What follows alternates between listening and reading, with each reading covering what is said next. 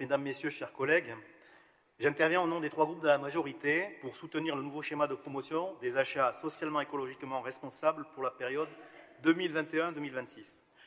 Notre projet s'inscrit en continuité des démarches entamées par la ville de Lyon durant les 3 derniers mandats, et c'est en particulier lors du précédent, en 2016, que la ville de Lyon avait choisi, en s'appuyant sur la loi de juillet 2014 relative à l'économie sociale et solidaire, dite aussi loi Hamon, d'adopter un schéma de promotion des achats responsables dans le cadre d'une stratégie volontariste en matière d'achat durable. Son bilan a été réalisé, il reste beaucoup à faire, vraiment beaucoup. Et nous devons être bien plus ambitieux au regard des enjeux environnementaux, sociaux et économiques auxquels nous sommes confrontés. Il n'est pas question d'y renoncer. Il est plutôt question de mobiliser la capacité financière de la ville, près de 200 millions d'euros par an pour les achats, pour agir en faveur de la transition écologique, de l'inclusion sociale et de l'efficacité économique. Pour cela, nous mettons en place de nouvelles grilles de sélection de nos fournisseurs qui permettent d'évaluer, avec des critères et leurs indicateurs associés, l'impact de leur offre.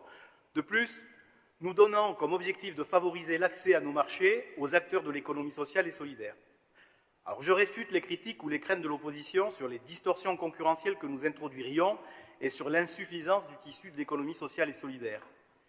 Il n'y a pas de marché parfaitement concurrentiel et c'est justement le rôle des pouvoirs publics de mettre en place des conditions de régulation pour réduire ce que les économistes appellent des imperfections de concurrence. Nous assumons pleinement cette conception. Et nous savons aussi que la poursuite des intérêts privés ne conduit pas toujours à la réalisation de l'intérêt de tous. Elinor Ostrom, seule femme à avoir reçu le prix Nobel de sciences économiques, a conclu à la nécessité que ce soit les plus impliqués, les plus locaux qui puissent gérer les biens communs. Et donc, dans cette perspective, nous assumons aussi que les pouvoirs publics puissent prendre part à la gestion des ressources environnementales considérées comme des biens communs. Et puisqu'il est question d'économie, je voudrais, pour mieux éclairer notre intention politique, aborder un principe simple, celui des externalités ou effets externes.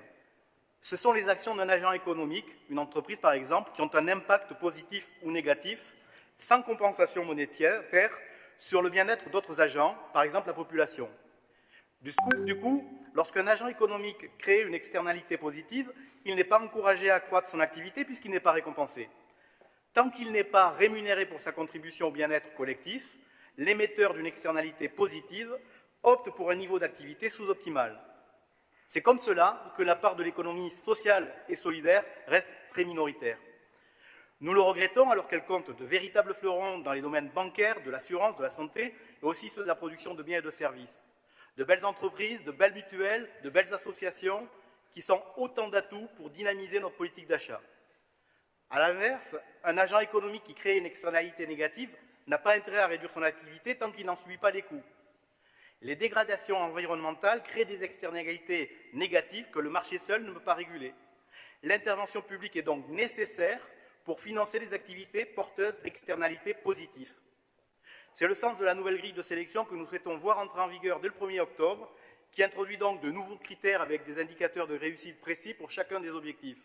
Elle est organisée autour de 4 thématiques.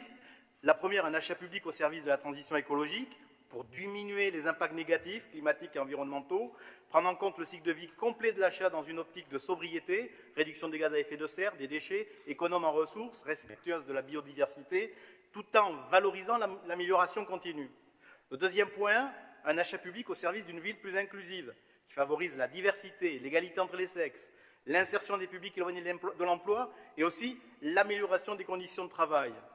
Troisième point, un achat public au service de la protection de la santé et d'une alimentation saine des habitants et des habitantes, des agents et des agentes de la ville, avec par exemple 75% de produits durables dans les cantines scolaires, avec un soutien à l'agriculture locale non intensive, pour contribuer à une meilleure qualité de l'air intérieur et à la diminution des perturbateurs endocriniens.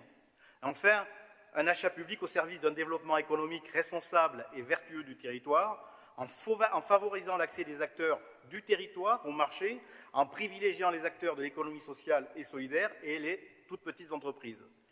Nous installerons un comité de pilotage qui, en se réunissant 2 fois par an, pourra suivre objectivement l'avancement de notre projet et l'ajuster éventuellement. Nous accompagnerons évidemment les entreprises dans les transformations qu'elles auront à accomplir par des actions de sensibilisation, d'information ou de formation, et nous installerons avec elles des relations plus partenariales. c'est aussi notre responsabilité. Ce volet est fondamental parce que nous ne sommes pas dans l'injonction, et comme nous le rappelle Jean Jaurès, le courage, c'est d'aller à l'idéal et de comprendre le réel. Nos entreprises en tireront des avantages multiples en termes de performance, c'est par exemple prouvé que plus de femmes dans les équipes dirigeantes accroît l'efficacité, en termes de capacité à répondre à des appels d'offres qui intègrent ces critères, et finalement en termes de différenciation concurrentielle. La ville de Lyon est résolument engagée pour mettre sa capacité d'intervention publique au service de nos enjeux, et nous tournons vers les grands acheteurs locaux, la métropole, le Citral, le CCAS et d'autres sans doute, pour faire converger nos actions et nos outils. Alors parce que nous ne manquons pas de courage, cher Audrey, que nous sommes portés par l'idéal du bien commun et que nous sommes au rendez-vous de la réalité, les trois groupes de la majorité, Monsieur le maire, appellent à un vote favorable sur cette délibération.